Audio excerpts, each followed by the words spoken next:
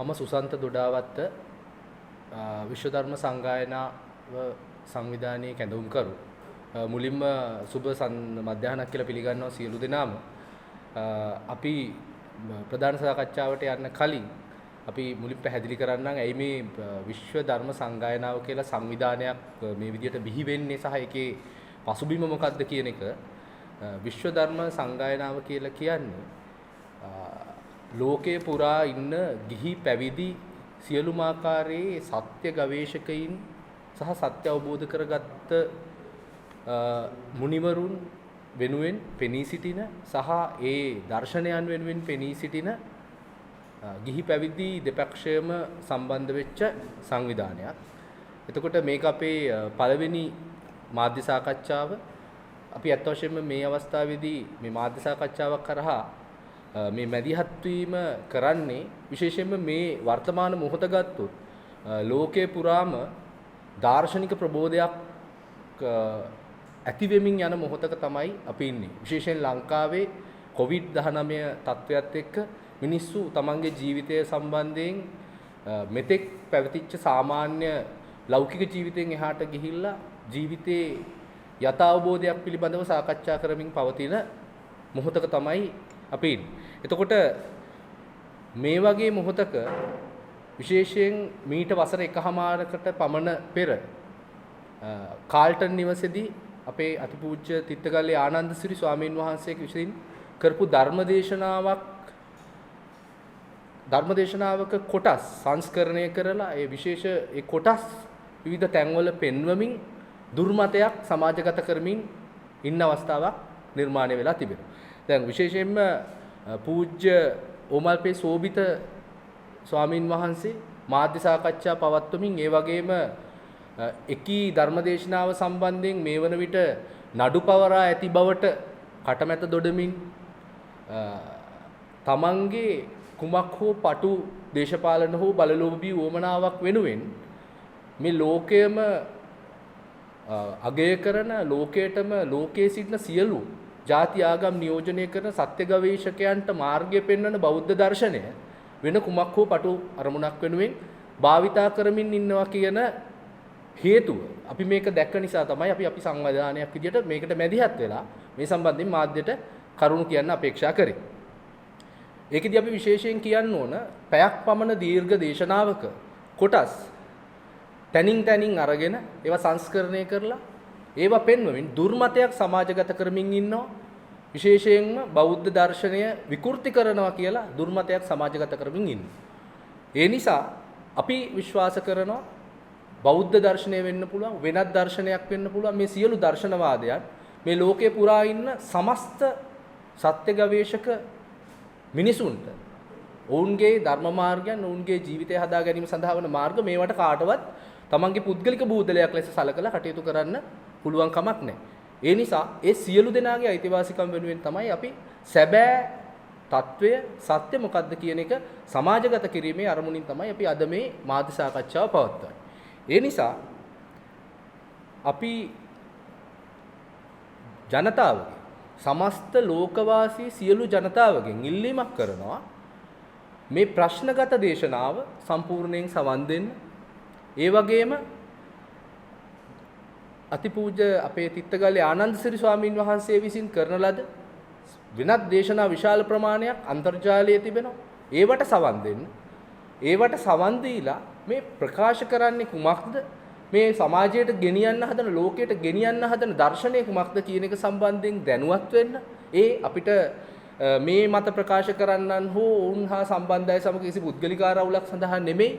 තමන්ගේ සත්‍ය ගවේෂණය සඳහා සහ තමන් දාර්ශනිකව තමන් දැනුවත් වීම සඳහා මේ සියලු දේශනාවලට සවන් දීලා ඒ වගේම වෙනත් දර්ශනයන් වලට සවන් දීලා ඒවා සුරුනුසුරු කළා සැබෑ සත්‍ය කුමක්ද කියන එක අවබෝධ කරගන්න. ඒ වගේම ඒ යම් සත්‍යයක් පිළිබඳව විශ්වාස කරන මේ ලෝකේ ඉන්න යමෙක් ඉන්නවා නම් මේ දාර්ශනික මතයන් වෙනත් පටුවරමුණු වෙනුවෙන් භාවිතා කරන දේශපාලනික වෙන්න පුළුවන් බලවමනාවන් වෙනුවෙන් වෙන්න පුළුවන් තමන්ගේ පුද්ගලික ලාභ ප්‍රයෝජන වෙනුවෙන් වෙන්න පුළුවන් ඒව වෙනත් එවැනි පටුවරමුණු වෙනුවෙන් භාවිතා වෙනවා නම් ඒ වෙලාවේදී ඉස්සරහට ඇවිල්ලා ඒ වෙනුවෙන් පෙනී සිටීමේ වගකීමක් මේ සම්බන්ධයෙන් උනන්දු වෙන සියලු දෙනාට පවතිනවා කියලා අපි විශ්වාස කරනවා. ඒ නිසා අපි ඉතාමත් ගෞරවයෙන් ඒ අදාළ මාධ්‍ය සාකච්ඡා පවත්වමින් චෝදනා එල්ල කරන පාර්ශ්වයට කියනවා කරුණාකරලා ඇවිල්ලා දාර්ශනික ප්‍රශ්න දාර්ශනික තලයේ විසඳගමු. ඒවා විසඳ ගන්න වෙනම හැදිච්ච platforms තියෙනවා. ඒවැ මේවා විසඳ ගන්න පුළුවන්. එහෙම නැතුව තැන් තැන්වල ගිහිල්ලා තමන්ගේ හුදු මත ප්‍රකාශ කරමින් දේවල් විකෘති කරමින් කරන්න එපා. ඒක මේ සමස්ත ලෝකවාසී මේ සත්‍ය ගවේෂකයන්ගේ ඒ තියෙන සත්‍ය ගවේෂණය කිරීමේ අයිතියට කරන බාධාවක්. ඒ නිසා මම හිතන්නේ අදාළ දේශනාව සහ ඒ සම්බන්ධයෙන් වන කරුණු තිත්තගල්ලේ ආනන්දසිරි ස්වාමීන් වහන්සේ විසින් ඉදිරියට පැහැදිලි කරයි. අපි අතරින් එහාට සාකච්ඡා කරමු වෙන ප්‍රශ්න තියෙනවා නම් ඒ අනුව මම තිත්තගල්ලේ ආනන්දසිරි ස්වාමීන් වහන්සේට ආරාධනා කරනවා ඉදිරි කටයුතු කරගෙන යන්න කියලා. හැම දිනාටම තෙරුවන් සරණයි.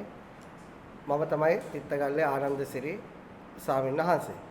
එතකොට මේ සුසන්ත මහත්මයා පැහැදිලි කර ආකාරයට කාල්ටන් නිවසේදී මීට වසර එකහමාරකට පමණ කලින් කළ ඒ දේශනාව පිළිබඳව අර්ථ විකෘති කළා විද්වත් සභාව ජාතික විද්වත් සභාව කියලා ඕමල්පේ සෝබිත ස්වාමීන් වහන්සේ මට සම්පූර්ණ චෝදනා කීපයක් එල්ල කරා. එකක් තමයි බුදුන් වහන්සේට අපහාස කිරීම, භික්ෂුන් වහන්සේලා මරන්න අනුබල දුන්නා කියලා. ඒ චෝදනා ඇතුළු අනිකුත් සියලුම චෝදනා මම සම්පූර්ණ තරයේ ප්‍රතික්ෂේප කරනවා. ඉතින් ඇත්තටම ඒ දේශනාව උන්වහන්සේ මට මාධ්‍ය සාකච්ඡාවේදී කිව්වා තංගල්ලේ නඩුවක් පළවෙනි වග උත්තරකරු වශයෙන් මම ඊට පස්සේ ධර්මයේ ශ්‍රවණය කර නාමල් රාජපක්ෂ ඇමතිතුමාත් ඩී.වී. චානක ඇමතිතුමාත් ඒ දෙදෙනාත් ඒ ධර්මයේ ප්‍රචාරය කරා කියලා මේ මන් දේශනා කර ධර්මයේ ප්‍රකාශ කරා කියලා නඩු පවරලා තියෙනවා. ඉතින් ඇත්තටම කියන්න ඕන ඒ දේශනාවේ සම්පූර්ණ වගකීම මම බාර ගන්නවා. මොකද මේ දේශනාව අහලා මේ වෙනකොටත් තිත්තගල්ල මෙත්බෝසෙ වෙන භාවනා මධ්‍යස්ථාන මේ දේශනාවම අහලා අවිල්ල දැන් මහාන දිවියටපත් වෙච්ච ස්වාමීන් වහන්සේ නමකුත් සිටිනවා. ඉතින් ඒ නිසා මේ දේශනාව අහලා ප්‍රඥාවන්ත මිනිස්සු මහාන වෙනවා. තව බොහෝ අය මම හිතන්නේ ලක්ෂ සංඛ්‍යාත පිරිසක් මේ දේශනාව ශ්‍රවණය කළා. ධර්මය මොකක්ද? ඒ බුදුරජාණන් වහන්සේ ඒ කාලේ ಭಾರತೀಯ සමාජ තත්ත්වය මොනවද කියලා වටහා ගත්තා කියලා බොහෝ අය සාකච්ඡාවට බඳුන් වුණා. මගෙන් ප්‍රශ්න කරා. ඉතින් ඒ නිසා අතීතයේ බුදුන් වහන්සේගේ දේශනා අල්ලගෙනත් අනිකුත් ශාස්ත්‍රඥ වහන්සේලාගේ දේශනා අල්ලගෙන මෙවැනිම දේවල් උද්ගත වෙලා තියෙනවා. ඒ වෙලාවකට මම මේ පළවෙනි මාධ්‍ය සාකච්ඡාවට සහභාගී වෙන්නේ. මීට කලින් කිසිම මාධ්‍ය සාකච්ඡාවකට සහභාගී වෙලා නැහැ. ඉතින් මම කරපු දේශනාවට චෝදනා නැගුවාම මට ඒක පැත්තකට වෙන්න බෑ. මොකද මම දේශනා කරන ධර්මයේ ශ්‍රවණය කරන ලක්ෂ සංඛ්‍යාත පිරිසක් ලංකාව, ඕස්ට්‍රේලියාව, ඇමරිකාව, ජපානය ඇතුළු ලෝකේ රටවල් ගණනාවක සිටිනවා. මේ අයත් බලාගෙන ඉන්නවා මම ඒ පිළිබඳව යමක් පැහැදිලි කරනවා. ඉතින් මගේ ශ්‍රාවකයා මම කොහේ දේශනාවක් කරත් ඒකේ වගකීම මම බාර ගන්නවා. ඒක වෙන කිසිම කෙනෙක්ට අවශ්‍ය මොකද මම දේශනාව කරන්නේ. ඉතින් වෙන කිසිම කෙනෙක් ඒකට වග කියන්න ඕනේ නැහැ. ඉතින් ඕංගල්පේ සෝබිත නායක හාමුදුරුවන්ගේ අභිප්‍රාය මට පැහැදිලි. උන්වහන්සේගේ සිහිනයක් තියෙනවා චම්පික മന്ത്രിතුමා ජනාධිපති කරන්න 2025 දී හෝ 30 දී. ඉතින් ඒක නිසා අවුරුදු එකහම මම කරපු දේශනාව වැරදි නම් අවුරුදු එකහමාරක් ගිහිල්ලා ඒ කාලෙට කලින් මාසයකට දෙකක් ගිහිල්ලා නඩුවක් පවරන්න පුළුවන්. නමුත් එහෙම උන්වහන්සේ කියන විදිහට නඩුව පවරන්නේ මේ මාසේ 7 වෙනිදා දෙසැම්බර් මාසේ. එතකොට මහානායක හාමුදුරුවෝ දැනුවත් කරන්නේ මාස එකහමාරකට කලින්. ඊට කලින් එහෙම ලක්ෂ ගාණක් මේ දේශනාව ශ්‍රවණය කරා, ඇහුවා, ප්‍රචාරය වුණා. නමුත් ඊට කලින් එහෙම එකක් උනේ නැහැ. එතකොට අගෝස්තු 30 මෙත්බෝසෙවරට අහංගම පොලිසියෙන් ඇවිල්ලා පහර දීමක් කරා. අපේ ළමයි දෙන්නෙක් අරගෙන ගියා. ඒක ලංකාවම දන්න සිද්ධියක් බවට මම අන්තර්ජාලය හරහා පත් කරා. ඒ නිසා සීනියර් දකුණු පළාතේ සීනියර් DIG ඇතුළුව අහංගම පොලිසිය OIC ඇතුළුව ASPලා ඇතුළුව සෑහෙන විරෝධතාවයක් ඉන්නේ මාත් එක්ක. ඒක ඒගොල්ලෝ කරපු බොරු එලි දැක්වීම පිළිබඳව. ඒ කාලේ ඉඳලා අගෝස්තු 30 ඉඳලා ඕමල්පේ සෝබිත හඳුර අහංගම ප්‍රදේශයට ඇවිල්ලා පන්සල් කීපයක් රැස් කළ සංවිධානය කළ උද්ඝෝෂණ වලට අනුබල දුන්නා. ඉතින් ඒ නිසා ඒකට අගමැතිතුමා මැදිහත් වෙලා ඒක විසඳන්න නියෝග කරා. අන්තිමට ඒක එහෙම අගමැතිතුමා පවා මැදිහත් වෙලා ඒක විසඳන්න කියලා බුද්ධ ශාසන ලේකම්තුමා පවා අපේ පන්සලට එව්වා. ඒක නිසා ඒකට උරණ වෙලා මේ සෝබිත නායක හාමුදුරුවෝ මොකද කරේ මේ මාධ්‍ය සාකච්ඡාවක් පවත්වලා මමත් නාමල් ඇමතිතුමත් ඩීවී චානක ඇතුළු අයට පහර දීම සඳහා මාව ඉත්ෙක් කරලා නඩුවක් තංගල්ලේ පවරලා තියෙනවා. මට නඩු පවරනවා ලේසිම තමයි ගාල්ලේ කොළඹ හරි පරවරණ එක. ඉතින් ඒ නිසා ඒ කිසිම කෙනෙක් ඒකට වග කියන්න ඕනේ නැහැ. මම ඒකට මේකට මම දන්නවා මෙතන තියෙන ඇත්තට මෙතන යට ඉන්නේ මම මේ කියන ප්‍රකාශයත් වගකීම මම බාර ගන්නවා. මෙතන යට ඉන්නේ චම්පික රණවක මන්ත්‍රීතුමා. එතුමාගේ ජනාධිපති වෙන්න සිහිනයක් තියෙනවා. ඒක මට කිසිම ප්‍රශ්නයක් නැහැ. ඒකට සෝබිත නායක හාමුදුරුවෝ දේශපාලනික වශයෙන් උදව් කරත් ඒක මට ප්‍රශ්නයක්වත් නැහැ. නමුත් මෙතෙන්දී කොහොම හරි සංඝයා ભેද කිරීම සඳහා තමයි මෙතෙන්දී සෝබිත හාමුදුරුවෝ ඉත්ෙක් වශයෙන් යොදාගෙන තියෙන මාධ්‍ය සාකච්ඡා පවත්වන්නේ. මම සෝබිත හාමුදුරුවන්ට දුරකථනයෙන් සවන් දුන්න මේ මාධ්‍ය සාකච්ඡාව දැක්කට පස්සේ මම උන්වහන්සේට ආරාධනා කරා ඔබ වහන්සේ ලොකු හාමුදුරුවෝ නමක් මහාන වෙලා අවුරුදු 40කට වඩා වැඩි ඔබ වහන්සේ කියන පන්සලක වේදිකාවක මම දේශනා කරපු පැය ධර්ම දේශනාව පිළිබඳව සූත්‍ර සාක්ෂි සහිතව අටුවා සාක්ෂි සහිතව මට ඔප්පු කරන්න පුළුවන් මම එදා ಭಾರತೀಯ සමාජීය තත්ත්වය හා අද්විතීය දේශනාවක් කළේ කියලා. මම උන්වහන්සේට කිව්වා තනියෙන් එන්න බැරි නම් 500ක් 1000ක් හරි ත්‍රිපිටකය දන්න අය අරගෙන එන්න සාමින් වහන්සේලා මම තනියෙන් ඇවිල්ලා ඒකට උත්තර දෙනවායි කියලා. උන්වහන්සේ ඒක මට නම් සහභාගී වෙන්න බෑයි කිව්වා. මං කිව්වා එතකොට භික්ෂුවක් වුණාම ගුණයක් තියෙනවා උජුපටිපන්න. උජුපටිපන්න කියන්නේ කෙලින් වැඩ කරන්න ඕන මූණට කතා කරන්න ප්‍රශ්න එතන විසඳ ගන්න ඕන. ඉතින් එහෙම ගණක් ඔබ වහන්සේට නැහැ. ඔබ වහන්සේ ඍජු ප්‍රතිපදාවක නැහැ. මම නමුත් මම ඒ වෙනුවෙන් පෙනී සිටිනවා කියලා. උන්වහන්සේ දිගින් දිගට මගේ ගාවත් රෙකෝඩින් එක තියෙනවා. උන්වහන්සේත් රෙකෝඩ් කරගත්තා. ඉතින් ඒකේ තියෙන උන්වහන්සේ දිගින් දිගට මග හරින. එතකොට පැහැදිලි උන්වහන්සේට ධර්මයේ විවෘත කිරීම පිළිබඳව ප්‍රශ්නයක් නෙවෙයි තියෙන්නේ. අතීතයේ උන්වහන්සේ ගත්තාම උන්වහන්සේ දේශපාලනික චරිතයක්.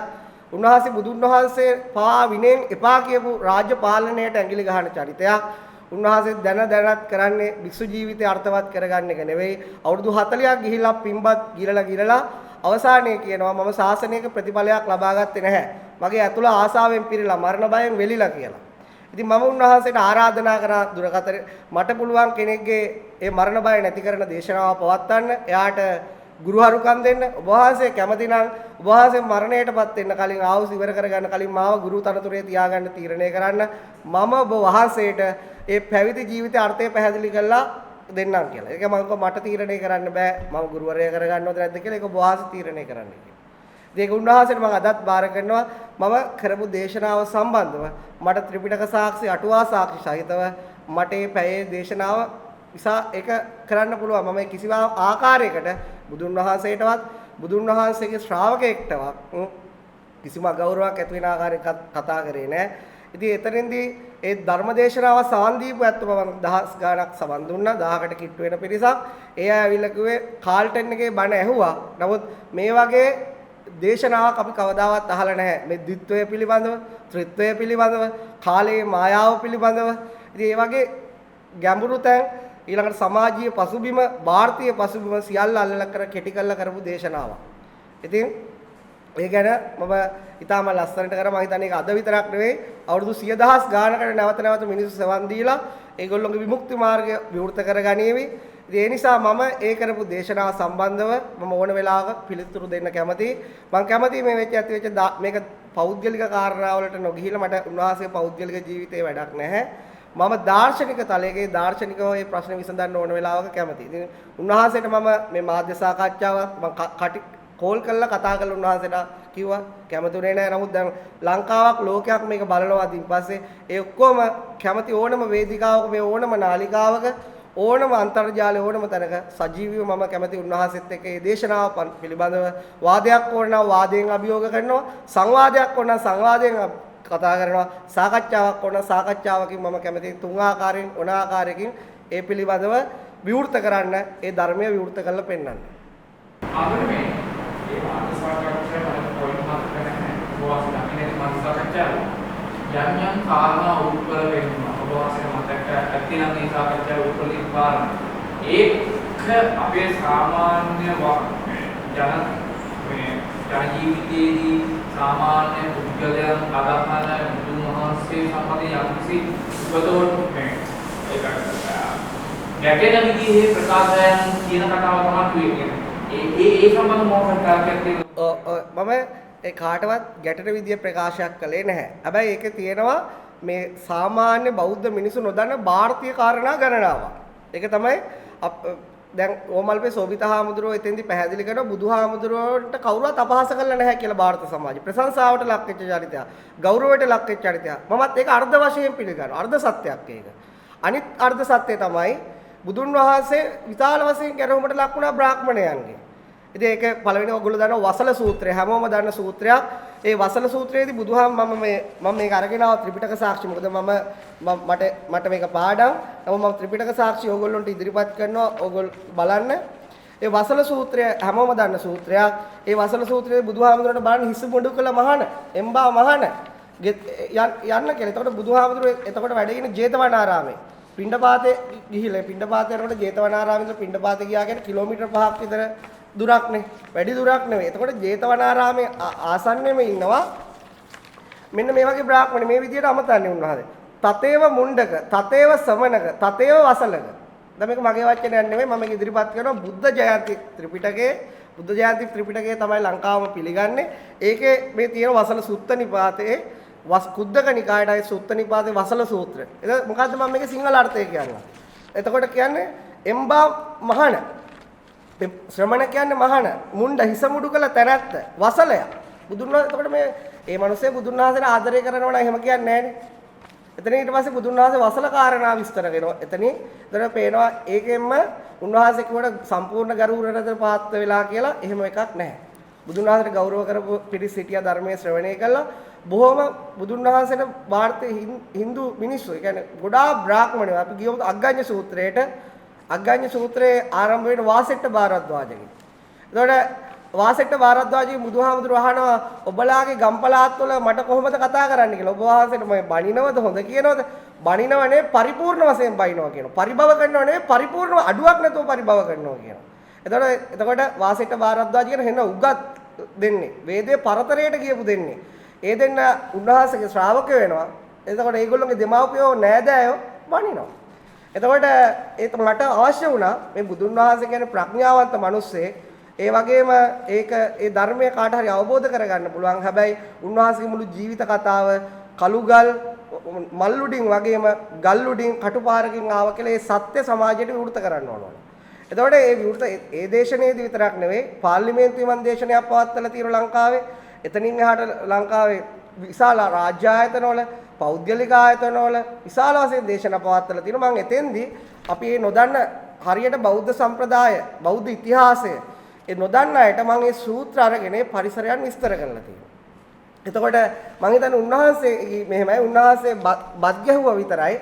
උන්වහන්සේ මේව ත්‍රිපිටකයේ අටුවාව ටීකාව ඒවා පරිශීලනය කරේ නැහැ. උන්වහන්සේට වෙලාවක් නැහැ. ඒ නිසා උන්වහන්සේට මේ වගේ සූත්‍ර අධ්‍යයනය කරන්න ලැබිලා නැහැ. ඒ නිසා උන්වහන්සේ කියනවා මේ මම අගෞරව කරනවා කියලා. මම අගෞරව කරන්නේ නැහැ. මම ඇත්තම පරිසරය පැහැදිලි කරලා දෙනවා. එතකොට සාමාන්‍ය ජනතාවට තේරුම් ගන්න පුළුවන් මේ බුදුහාමුදුරුවෝ කියන්නේ මේ මවපු මහා අමුතු චරිතයක් නෙවෙයි. මහා ප්‍රඥාවන්ත මිනිසෙක්. අපිට වගේම නින්දාව තිබුණා. අපිට වගේම ගැරහීම තිබුණා. අපිට වගේම නොපිළිගැනීම තිබුණා. ඒ නිසා අපි වගේ මිනිසුන්ට ඒ වෙන එක සාමාන්‍යයි කියලා මේ මිනිසුන්ට අකම්පිත ගුණය දිනු කරගන්න පුළුවන්. ඒ නිසා මිනිසෙක් අකම්පිත කරගන්න නම් මේ මිනිසෙට ඒ ශාස්ත්‍රුන් වහන්සේගේ ඒ ජීවිත කතාව පැහැදිලි කරන්න ඕන. ඒ දේවල් පැහැදිලි කිරීමක් තමයි මම ඇත්තටම කරේ. ඒ උන්වහන්සේ වැරදියට වටහා ගැනීමක් තමයි තෙන්දි කරලා තියෙන්නේ. දැන් මේ අවස්ථාවේ තියෙනවා ස්වාමීන් වහන්සේලා බණක් කියනකොට අහන්න පුළුවන් දෙන්න ඔබ වහන්සේ යහන් ද්වේෂයෙන් කතා කරනවා. ඒක හේතුව.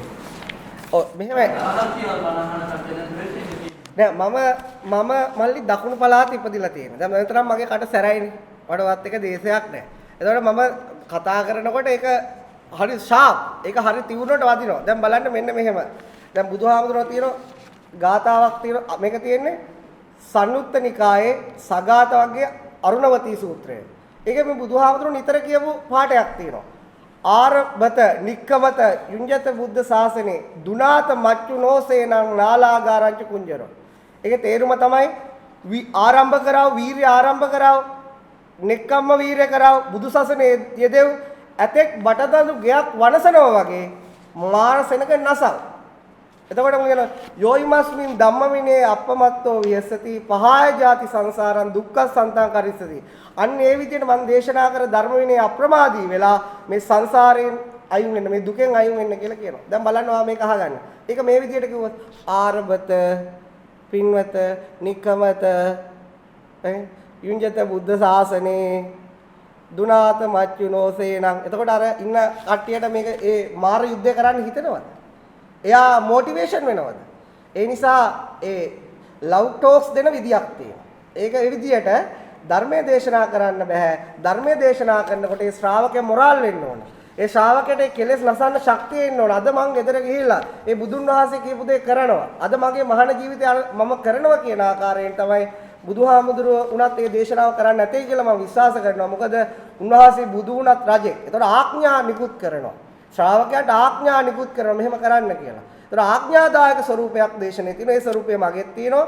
මොකද මම ශ්‍රාවකයාට ආදරේ මේ ඔළුව අත ගන්න මට අවශ්‍ය නැහැ. ඔවුන්ගේ හිතේ තියෙන අවිද්‍යාව නැසලා තණ්හාව සිඳලා ඔවුන්ගේ හිත විනාශ කරලා ඔවුන් විමුක්තියටපත් කරන්න තමයි මම දේශනාව කරන්නේ. එතකොට ඒක අහන් ඉන්න කෙනෙක්ගේ ආත්ම ආසාව තියෙන මිනිස්සේ දෙතරලා යන ඔය දේශනාව ඇහුවම ඇත්තටම ඕමල්පේ සෝබිතාවුදුර පොඩ්ඩක් අහලා මුළු දේශනාව ඇහුවනම් ඔයිට වඩා දෙදරනවා. උන්වහන්සේ මට කිව්වා දුරකථන සංගම මම පොඩ්ඩයි ඇහුවේ කියලා. මට අවශ්‍ය ටික විතරයි මම ඇහුවේ කියලා. ඒ මේ අවශ්‍ය පොඩ්ඩක් අහලා තමයි අර ගැරන්ඩියෙට භූමි තෙල් ගැහුවා වගේ වෙලා තියෙන මුළු දේශනාව ඇහුවනම් සමහර විට උන්වහන්සේගේ මුළු චිත්ත සංතාණයම කඩා වැටිලා අලුත් ජීවිතයක් පවා ලැබෙන්න පුළුවන්. ඒ ස්වාමීන් වහන්සේ දැන් වහන්සේ ස්වාමීන් වහන්සේ නමක් ඒත් එක්කම ඔමල්පේ සෝදි ස්වාමීන් වහන්සේ ස්වාමීන් වහන්සේ නමක්. දැන් ස්වාමීන් වහන්සේලා දෙදෙනෙක් අතරට මේ ගැටුම ඇති වෙන්නේ මේ වාග්්‍රහාර එල්ල කරගන්නේ. එතකොට ඔබ වහන්සේලා දෙදෙනාට මේ කතා කරලා විස්තර කරන්න දෙන්න. ඇත්තටම මම බැලුවේ මුලින්ම බැලුවේ උන්වහන්සේට දුරකථනයෙන් කතා කරලා උන්වහන්සේගේ පන්සලට හරි උන්වහන්සේ කියන තැනකට හරි ගිහිලා කතා කරලා විසඳන්න. මාධ්‍ය සාකච්ඡාවකට මම හිතුවේ නෑ. නමුත් උන්වහන්සේ දිගින් දිගටම කිව්වා උන්වහන්සේ දිගින් දිගටම මට එන්න බෑයි කියලා. මම නඩුවක් දාලා තියෙයි කියලා. මම ඊට පස්සේ නඩුවෙන් පස්සෙත් ඇහුවා. ඉතින් ඊට පස්සේ ඒ විතරක් නෙවෙයි උන්වහන්සේ මේ මාධ්‍ය භාවිතා කළා මෙතන සියත නැහැ සියත නිවුස් වලටත් ගැහුවා. ඊළඟ මේ ගහලා මාධ්‍ය භාවිතා කළා මම බුදුන් වහන්සේට අපහාස කළා. මගේ දේශනාව වැරදි. මේක ධර්මයේ අධර්මයේ කරා කියලා මේව කරා. එතකොට මම උන්වහන්සේට එක පෞද්ගලික තරහක් නැහැ. උන්වහන්සේක මටත් එක පෞද්ගලික තරහක් නැහැ. එතකොට මේ උන්වහන්සේ ඒ කියන්නේ සාකච්ඡාවට කැමති නැත්නම් උන්වහන්සේගේ පන්සලට වඩිනවටත් කැමති නැත්නම් මට තියෙන එකම විකල්පය තමයි ඒ දේශනාව ඒ ඔඩියන්ස් එකට පැහැදිලි කරන්න ඕන. මොකද උන්වහන්සේ තමයි ඒක ඔඩියන්ස් එකට අරන් ගියේ. ඉතින් ඒ අවස්ථාව තමයි මම යොදාගත්තේ. ඒකෙන් මිනිස්සුන්ට යහපතක් වෙනවා. ඒ යහපත තමයි බුදුන් වහන්සේ දේශනා කළා තියෙනවා මෙන්න මෙහෙම. තථාගතප්ප වේදිතෝ භික්කවේ ධම්ම විනයෝ විවටෝ විරෝචති නොපටිච්චන්නෝ. මහණෙනි තථාගතයන් වහන්සේ වදාරන ධර්ම විනය විවෘත වූ විට තමයි බබලන්නේ. වැසුණු විට බබලන්නේ නැහැ කියලා. මායිත් කියන එක. තථාගතයන් වහන්සේ දේශනා කළ ධර්ම විනය බබලන්නේ විවෘත වූ විටයි. වැසුණු විට. ඒතකොට විවෘත කරන්න කාමරයක විවෘත කරන්න බෑනේ. ඔඩියන්ස් එක තමයි විවෘත කරන්න ඕන. නිසා මේක ඉඩම් ප්‍රශ්නයක් නෙවෙයි. මේක පන්සල් ප්‍රශ්නයක් නෙවෙයි. මෙතන දේපල ප්‍රශ්නයක් නෙවෙයි. මේක දාර්ශනික ප්‍රශ්නයක් තියෙන්නේ. ඒක විවෘත වෙන්න ඒක ධර්මයටයි හොඳ. ඒක බුද්ධ ශාසනයට හොඳයි. ඒක ප්‍රඥාවන්ත මිනිසුන්ටයි හොඳ. ඒ හැමදෙනා වෙනුවෙන් තමයි මේ විවෘත කිරීම කරන්නේ නැත්තම් පෞද්ගලික ඒ ස්වාමින්වහන්සේ එක්ක ගැටීමක් නිසා නෙවෙයි. ඒකෝනේ අපිට මාධ්‍ය සාකච්ඡාවල දැනුණා වහන්සේ චීවරධාරියෙක් ඒ වගේම ශ්‍රමණ වේදධාරියෙක් ඒකම පරාජික කෙනෙක් කියලා මේ ඕමල්පේ සෝවිත ස්වාමීන් වහන්සේ කියනවා. දේශනා කරනවා. ඒ සම්බන්ධව වහන්සේ මොකද කියන්නේ? ඒක මෙහෙමයි. මම පරාජිකා වෙලා නැද්ද මට භික්ෂු ජීවිතයක් නැද්ද කියලා මම මගේ හදවතින් දන්නවා. නමුත් ඒක මම තීරණය කරාට හරියන්නේ නැහැ. උන්වහන්සේ තීරණය කළා තියෙනවා මට භික්ෂු ජීවිතයක් නැහැ. මම ඇවිල්ලා ශ්‍රමණ වේශධාරියෙක් අර බුදුහාමුදුරට වසල සූත්‍රයේදී කියන්නේ හිස මුඩු කළ මහණ. ඒ කියන්නේ ශ්‍රමණයෙක් විතරයි. ශ්‍රමණ වේශධාරියෙක්. බුදු කෙනෙක් නෙවෙයි. රහතෙක් නෙවෙයි. ඉතින් මටත් ඒ චෝදනාව මත කළා තියෙනවා. ඉතින් ඒක මම ඒක සමාජගත කරන ඕගොල්ලෝ තීරණය කරන්න භික්ෂුවකට වඩා ළඟ බුදුන් වහන්සේ දේශනා කර විදිහට මමද නැත්නම් ඕපල්පේ සෝබිත හාමුදුරුවෝද කියලා මම දෙපැත්තක් කියන්නම්. මම පැවිදි ජීවිතය කරපු දේවල් කියන්න. මම පැවිදි ජීවිතේ රස්සාවල් කළේ නැහැ. රජයේ හෝ පෞද්ගලිකාංශේ. මම පැවිදි ජීවිතේ කිසිම දේශපාලන පක්ෂයකට කඩේ ගිහිල්ලා නැහැ. ඒ මම නිර්පාක්ෂික මිනිස්සෙක්. අද දක්වා කිසිම දේශපාලඥයෙක් ඡන්ද දෙන්න කියලාත් නැහැ. එපා කියලාත් නැහැ. නිර්පාක්ෂිකව වැඩි. මේ විතර සමත විදර්ශනා වඩලා තියෙනවා ලංකාවේ ලෝකෙ පුරා තියෙන ගුරුවරු යටතවල. ඊළාට සූත්‍ර පිළිබඳව දැන් මම මේ කොළ අරගෙන එන්නේ මේ මාධ්‍යයට පෙන්වන්න ඕන නිසා. නැත්නම් මම කිව්වා ඒක පිළිගන්නේ නැහනේ. ගොඩක් අය දන්නේ නැහැ මේවා. සූත්‍ර විනය අභිධර්මයේ පිළිබඳව මම ලෝකේ දහස් ගානකට වඩා දේශනා පවත්වලා තියෙනවා. ඒ වගේම මේ දේශනා අහලා මගේ ගාව මහාන වෙලා ඉන්නවා. මගේ ගාව නැතු වෙන ආරණ්‍ය වල පන්සල් වල 100 ගාණක් මහාන වෙලා ඉන්නවා. ලක්ෂ සංඛ්‍යාත පිරිසක් ජීවිතේ නිවැරදි කරගෙන තියෙනවා. ඊළඟට මට ලැබෙන දේවල් තියෙනවා. මට ගොඩක් පිනක් තියෙන මිනිස්සෙක්. පුංචි කාලේ ඉඳලා අද දක්වාම දේවල් ලැබෙනවා. ඒ ලැබෙන දේවල් වලින් මට මං අනිත් ස්වාමින්වහන්සේලට පරිත්‍යාග කරනවා, සමාජයට පරිත්‍යාග කරනවා. මං කිසිම දෙයක් ගොඩ ගහගෙන නැහැ. ඒ වගේ මේ ලංකාවේ ඉන්නවා බලාපොරොත්තු බිඳ වැටලා සියදිවි හානි කරගන්න තරුණ පිරිස, වයසක පිරිස, මැදි වයසේ පිරිස. ඒ අය දහස් ගාණක් මගේ ගාවට ඇවිල්ලා මාත් එක්ක කතා බහ කළා. ඒ දේශසහගත අරමුණ අතහැරලා දාලා නැවත ජීවණයටපත් වෙලා තියෙනවා. ඒවට ඕන තරම් සාක්ෂි තියෙන මේ සමාජයේ. ඊළඟට මානසික පීඩනයට ලක් වෙච්ච මිනිස්සේ මා කර ආවොත් මම ඔහුට මම ඉන්න තැන ඉන්න දීලා ඔහුගේ මනස සුවපත් කරලා ඕන තරම් යවලා තියෙනවා. ඊළඟ අමතරව ලෝකේ ලොකුම වරද තමයි ඇත්ත දැනගෙන හැංගිලා ඉන්න එක. මම ඇත්ත දැනගෙන මිත්‍යා දෘෂ්ටිය බිඳලා මේ අවුරුදු 5-6ක් තිස්සේම සමාජයට යථාර්ථය පෙන්වලා දෙන්න මහන්සි ගන්න. ඒක ප්‍රතිඵලයක් වශයෙන් තමයි අද මේ මාධ්‍ය සාකච්ඡාවටත් මට එන්න ඕනේ. ඒ මගේ ජීවිතේ. ඉතින් ඒ අතරදී මම කිසි මිනිස්සෙකුගේ ප්‍රශංසාවක්, ගෞරවයක් කිසි දෙයක් මම පැවිදි ජීවිතේ බලාපොරොත්තු වෙලා නැහැ. මිනිස්සේ මට ගහගෙන ආවත්, වැඳගෙන ආවත් ඒ හැම කෙනෙක්ටම මම ධර්මයෙන් දේශනා කරලා තියෙන එයාට ගැළපෙන විදියට. ඊළඟ ඕමල්පේ සෝබිත හාමුදුරුවන්ගේ පැවිදි ජීවිතේ. ඒකේ ඕගොල්ලෝම දන්නවා උන්වහන්සේ බුදුන් වහන්සේ කියලා තියෙනවා රටේ යම් නීතියක් තියෙනවනම් ඒ නීතිය අභිභවන්න විශ්ව උත්සාහ කරන්න එපා කියලා.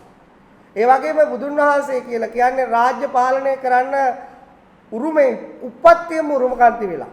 රජ කරන්න උප්පත්තියම උරුමකම් කළ රජකම කෙල ගහපු කෙල පිටක් දිහාවක් බලන්නේ නැති ගානට අතහැර දාලා ගිහිල්ලා භික්ෂු ජීවිතයටපත් වෙච්ච කෙනෙක්.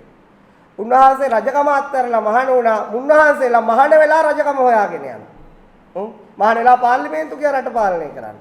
ඉතින් එතකොට ඒ වගේම උන්වහන්සේ විවෘතවකත් නැහැ.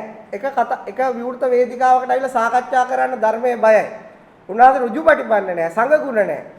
ඉතින් ඒ නිසා ඒ දෙපැත්ත බලන්න. තව ඒවා මට කියන්න පුළුවන් පෞද්ගලික කාරණා මම මාධ්‍යයට කියන්නේ නැහැ. ඒ දෙපැත්තෙන් බලන්න භික්ෂුවකට වඩා ඔබින මමද භික්ෂුවකට වඩා ඔබින ඕමල්පේ සෝබිත හාමුදුරුවෝද කියලා. තව පුංචි දෙයක් කියන්න ඕනේ. දැන් මේකකට මට ප්‍රධාන චෝදනාව තමයි භික්ෂුන් වහන්සේලා මරන්න කියලා. දැන් ඕගොල්ලන්ටත් හිතෙන්න පුළුවන් මේ මරන්න කියන වචනේ පාවිච්චි කරනවා ධර්මදේශනාවක කියලා.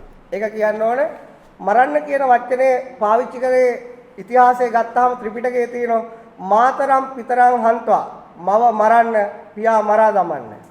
රාජනෝ දේවේච සොත්තියේ රජවරුන් දෙදෙනෙක්ද ඝාතනය කරන්න. රට්ටං චරං හන්තා රට විනාශ කරන්න. අනිගෝ යාති බ්‍රාහ්මනෝ අන්න ඒ විදියට බ්‍රාහ්මණයෙක් දුක නැති කරපු බ්‍රාහ්මණයෙක් කියන්නේ. දැන් ඕගොල්ලෝගේ මම අහනවා මේ වගේ ගාතාවක් ඇහුණොත් සිංහල තේරුම මේකයි. මවත් පියාත් මරා දමන්න. රජවරු දෙදෙනාත් මරා දමන්න. රට විනාශ කරන්න. ඒ විදියට දුක නැති කරලා බ්‍රාහ්මණයෙක් වෙන්න කිව්වොත් ඒ වචනේ ඕගොල්ලන්ට ඇහුණොත් ඕගොල්ලන්ට මොකද්ද හිතෙන්නේ? ගෞතම බුදුන් වහන්සේ මීට අවුරුදු 2600කට ඉහතදී එවැනි දේශනාවක් කළා තියෙනවා. ඒක තියෙනවා ධම්මපදයේ ප්‍රකීර්ණකවත්ගේ ලකුණ්ඨක බද්‍ය මහරහතන් වහන්සේ අරඹයා එයාව අරමුණු කරලා වෙන අයට කරන දේශනාවක්. එදත් ওই ප්‍රශ්නේම ආවා. ඒ ප්‍රශ්නේම ඇවිල්ලා ඒ ප්‍රශ්නේ විසඳගත්ත විදිය පැයක විතර දේශනාවක් කරන්න පුළුවන්. මම මේක සමාජගත කරනවා මේ ඕගොල්ලෝ බලන්න ධම්මපදයේ ප්‍රකීර්ණක වර්ගයට ගිහිලා මාතරම් පිතරම් හන්ත්වා කියන ගාථා දෙකක් තියෙනවා. ඒ ගාථා දෙක බලන්න ඒකේ තියෙන්නේ මරන්න. කවුරු මේ හාමුදුරුවෝ මරන්නේ අම්මා තාත්තා මරන්න කියලා. එතකොට ඒකේ යටි අර්ථය වෙනස්. ඩීප් මීනින් එක වෙනස්. ඒ වගේ මම සෑම ධර්ම දේශනාවකට පහේ ඩබල් මීනින් භාවිතා කරනවා. ප්‍රඥාවන්තයන්ට ඒක තේරෙන්නේ එක විදියකට, මෝඩයන්ට තේරෙන්නේ තව විදියකට.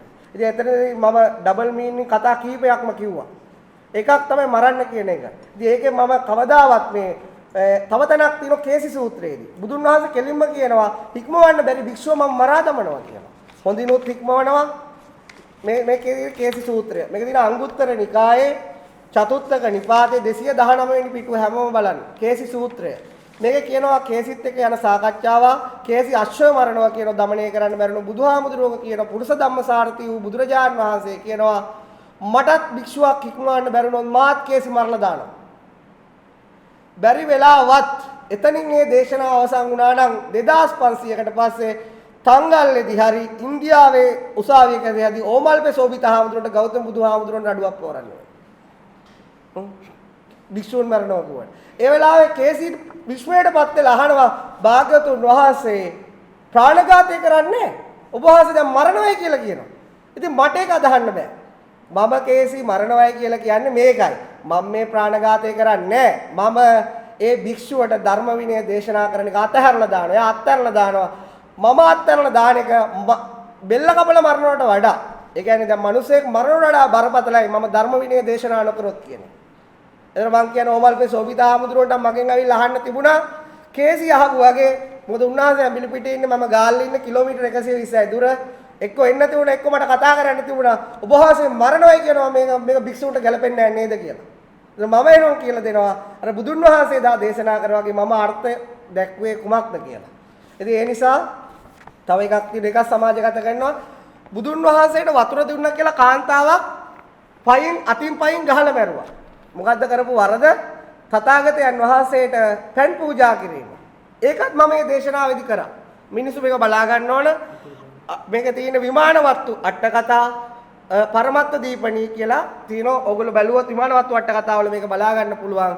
ඒකේ තියෙනවා එක ගමකට ඒ ගම තියෙන්නේ කුසිනාරාවට යන පාරේ. මහා පිරිනුවම් පෑමට යන ඒ පාරේ තමයි ගම තියෙන්නේ. ඒ ගම තූණා කියන නමින් සඳහන් වෙලා තියෙන්නේ. ඒ ගමට එනකොට මෙන්න මෙහෙම චෝදනාවක් කරනවා. මේක හොඳට අහගන්න. මේ එක බඹුණෙක් ගිහිල්ලා කියනවා හැමෝටම මෙන්න බ්‍රාහ්මණ ධර්මයේ විනාශ කරන ශ්‍රමණය එනවා. බ්‍රාහ්මණ ධර්මයේ විනාශ වෙයි මේ ආවොත්. ඒ ගමට එන ඒ දඬු ඔක්කොම කඩලා දාන්න. ඉතින් මිනිස්සු ඒ දඬු ඔක්කොම කඩනවා. මොකටද කඩන්නේ? බුදුන් වහන්සේ ගමට එන එක වළක්වන්න. මෙයා ගමට આવොත් කවුරුත් කැම දෙන්න එපා.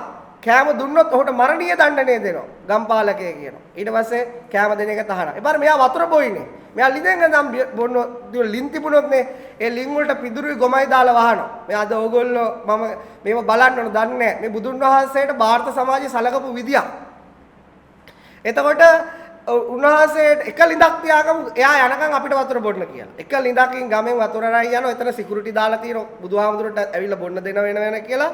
එක කාන්තාවක් 16ක් වතුර අරන් යන ගමන් අර තරුණ බුදුහාමුදුරුවෝ ශ්‍රාවකයෝ දැකලා පැහැදිලා අර වෙහෙසටපත් වෙච්ච බුදුහාමුදුරන්ට ශ්‍රාවකයන්ට වතුර පූජා කරනවා. අර බඹුණු අර කාන්තාවට බිම දාගෙන ගහනවා. ඉතිහාසයේ වතුර දීලා මරණයටපත් වෙච්ච කාන්තාවක්.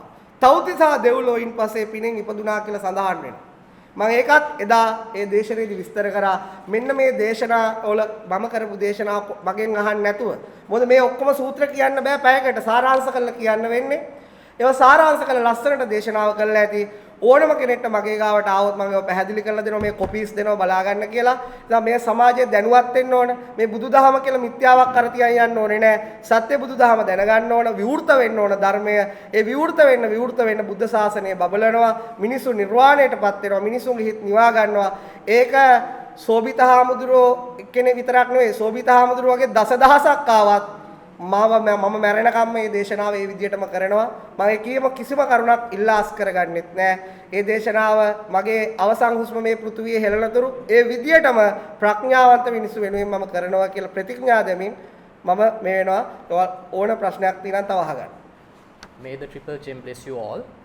Today we have gathered under the patronage of Most Venerable Tithagalle Anand Siri Thero under a group named Universal Dhamma Symposium, where this group, the purpose of this group, establishment of this group is to develop a forum to gather all the spiritual seekers within the country and across the world. Today we know that the Buddhist philosophy has been misused for different purposes, for private agendas like political motives. But apart from all those adulterations, the pure spirituality is still available in the country and also across the world. So, Most Venerable Tithagalle Ananda Siri Thero is one of such pioneers in disclosing the truth about the Buddhism, the Buddhist philosophy across the world, without engaging in any politics or any other ulterior motives like other so-called Buddhist monks in Sri Lanka who are engaged in different political parties. So recently, about 1 week before, Omalpe Sobita Thero, who is well known for being attached to different political agendas, he made a strong accusation, malicious accusation against Tithagalle Anand Siri Thero against a discourse he did 1.5 years ago in Carlton House, where he was invited by Honorable Minister Namal Rajapaksa. And you have to understand, this accusation was made 1.5 years after, and there is a purpose behind this, an ulterior purpose behind this. And our understanding is, it is to promote a different character who is going to face for the next presidential election, and to promote his name and to disrepute another character, a budding politician in this country, namely Honorable Minister Namal Rajapaksa, and to disrepute his name in the eyes of the public. So here we have to say, we are totally disagreeing with all the accusation made by Omalpe Sobhitha Thero, and we are here stating that Honorable Minister Namal Rajapaksa, he was only a person who invited Tithagalle Thero for the discourse, and he has no responsibility on the discourse that Tithagalle Thero did on that day. So Tithagalle Thero is solely taking the responsibility of his words, and he has all the proof taken from the Pali Canon to prove that what he discoursed on that day 1.5 years before in Carlton House is coming directly from the Pali Canon or not from any other place. And also, our understanding is that if Omalpe Sobhitha Thero's motive was pure, he should have instigated this action in Galle. But apart from not going to the Galle Magistrate Court, he went on to Thangalla. It is not because that his agenda is to cleanse the spiritual path, because he has an ulterior agenda to promote a different character and to disrepute Honorable Minister Namal Rajapaksa. So we are thoroughly criticizing that motive, and we say that a Buddhist monk should not do such things, and the political agendas should not take the advances from the spiritual path and try and to impure that spiritual motives of Buddhists in the country. And we will, also we would like to invite Omalpe Sobhitha Thero in front of any forum, maybe in any of these channels here in front of us, to have a discussion, a spiritual discussion about the pure Buddhism and about what Tithagalle Anandasiri Thero preached at Carlton House 1.5 years ago. And we are ready to prove that all of these are coming from the roots of the pure Theravadic practice and pure Theravadic Pali Canon. So we invite everyone, we invite the entire public. You should not come into judgment, jump into judgment by looking at that short clip which is circulating in social media and in other public media, because it is a distorted version of a 1 hour whole discourse of Tithagalle Anandasiri Thero. So we are sure that the public in Sri Lanka and the public across the world is wise enough to not to jump into conclusion as such, because these accusations are coming from people with ulterior motives. Thank you very much, and may the Triple J bless you.